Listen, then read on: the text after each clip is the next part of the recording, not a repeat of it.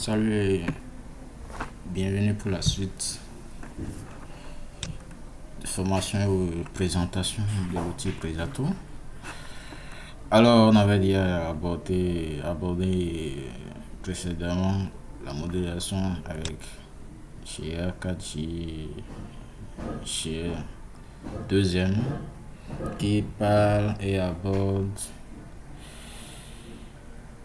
les deux moyens de comblement des données, soit au pas de temps journalier ou bien au pas de temps mensuel. Alors, dans cette vidéo, on va parler de la régression multiple. Alors, pour la régression multiple, on peut travailler sur deux pas de temps différents, soit pas de temps journalier ou bien pas de temps mensuel. Donc, ça dépend de votre base de données et sont des entrées nécessaires pour pouvoir faire la mise en route de votre modèle de régression. Alors ici on va utiliser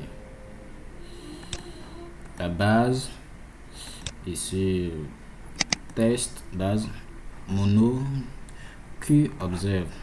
Alors il s'agit d'une base de données avec des données manquantes d'un certain nombre de stations dont les débits ont été fournis par l'agence.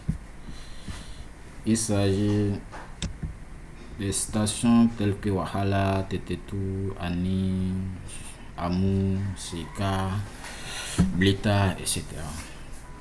Alors, ici, comme défini et présenté dans la vidéo précédente, la colonne date commence par un grand D et puis termine par X. Pour les autres stations, on met le nom de la station par de 8 et puis QObserve pour pouvoir identifier la colonne correspondante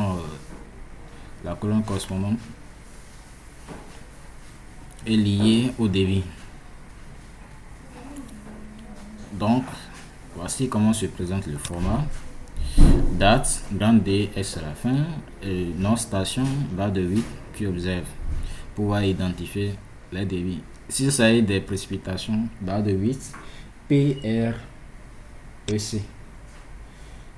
ainsi de suite. Donc on va essayer d'ajouter cette base de la plateforme et construire un modèle de régression.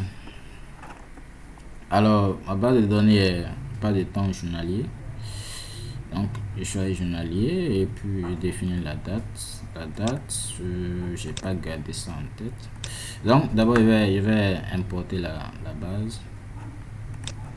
Donc insert test base mono QObserve. Alors bon, on sait que ici l'extension c'est .ins ls et non csv, donc c'est lu. Donc côté extension c'est réglé. Côté nom, on est un peu sur assuré que voilà, que ça est le nom des colonnes sont bien respectés avec le suffixe de barre de 8 QObserve, QOBS avec grand Q. Donc c'est au niveau de la plage temporelle. Ici on a défini 1970 alors que la série commence à partir de 1964. Donc je copie au lieu de parcourir le calendrier, je copie et puis je colle. Donc ça reconnaît 21 juillet 1964 et la fin de notre série c'est 1990 et je colle. Voilà.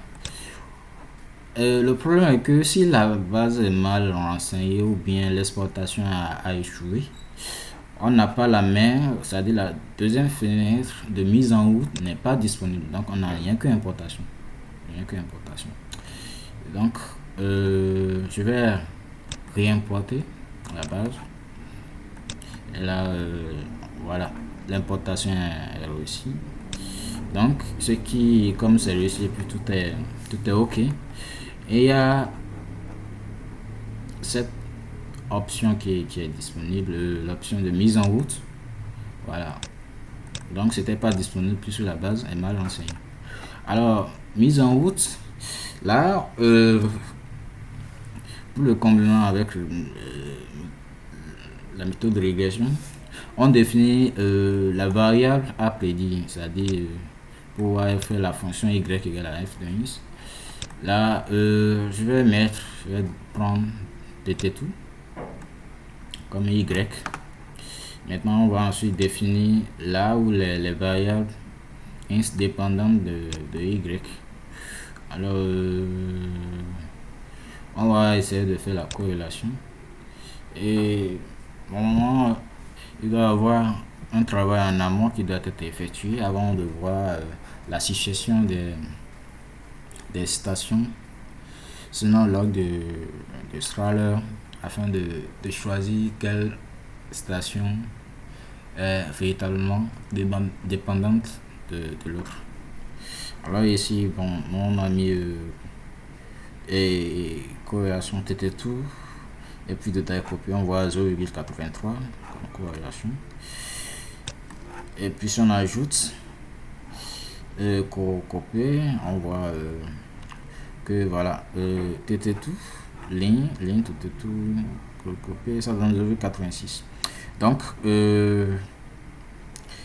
on peut utiliser la corrélation, on peut utiliser les deux données de taille copiée et puis copier pour pouvoir estimer les valeurs ou bien la valeur de tt2, c'est-à-dire à partir de ce débit là. Donc en résumé, le prédicteur c'est tt2. Maintenant en prédicteur il y en a deux, de taille copiée puis copier. Et le modèle c'est le modèle de régression multiple. Et voici la formule. tt2 est fonction de taille copiée et copier. Alors on peut chercher d'autres. Voilà, mais on voit que voilà, ça a descendu. Quand on ajoute à mou, on est sur 50, donc pas bon. Blita 0,60. Bon, on va essayer, on va garder uniquement les deux stations précédemment définies. Alors pour l'entraînement, on choisit une période et pour pouvoir faire des tests. Et là, je prends catégorie entraînement. Et puis, il y a, je vais voir d'abord la performance. On voit, bon, K0,8. Mean square 500 quelque chose. Le Maheu 38, 14 pour entraînement. Alors on peut voir aussi graphiquement ce que ça donne.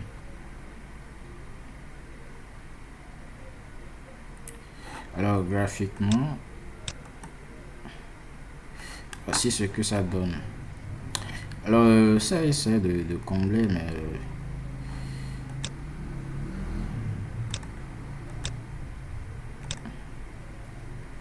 mais pour les valeurs, les petites valeurs, on voit que bon,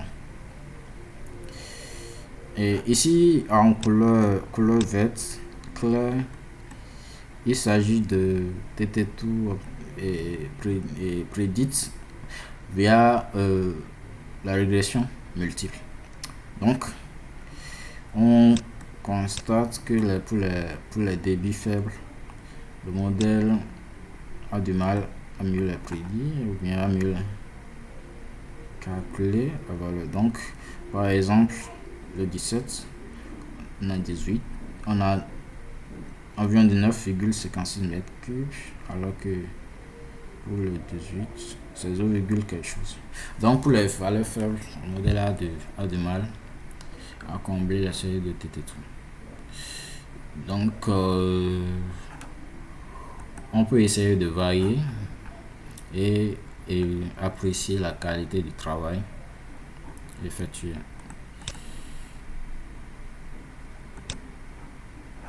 C'est toujours la même chose. C'est toujours la même chose. Donc, pour les valeurs élevées, ça tend à s'ajuster du mieux que possible. Donc, si on est assuré du travail effectué, on peut passer au comblement. Et là, on définit une période pour le comblement. Et puis, on change de catégorie d'entraînement aux catégories comblement. Et là, on peut voir que voilà, au lieu de 1964 à 1982, on a 1980. Ici, on voit clairement 1980 à 1990. Et là, on voit ici que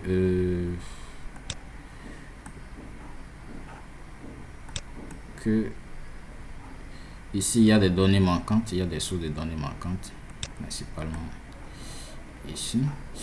Et la régression, ce que ça donne, voilà, bon, il y a des sources et puis il y a des d'ondes là qui se présentent. Donc, soit on valide le modèle ou bien on laisse tomber. Et si on est rassuré de travail effectué, et puis on peut passer au table de comblement, c'est-à-dire ici on est le 1986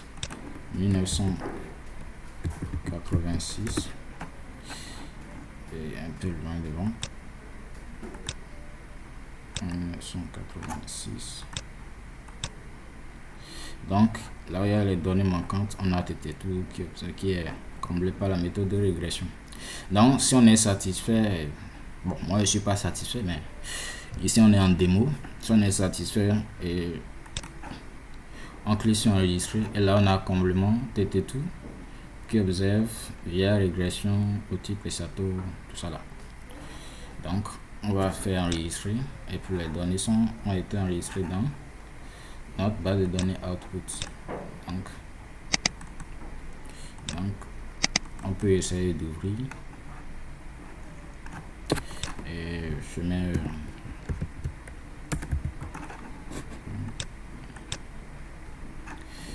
donc il y a un NA là, et on voit que notre série est bel et bien comblée. Donc je vais m'arrêter là, et par la suite on va voir comment toujours pour la station de TT2, on va passer au mode d'apprentissage automatique pour faire le comblement, toujours pour la station de TT2. Merci et à tout de suite.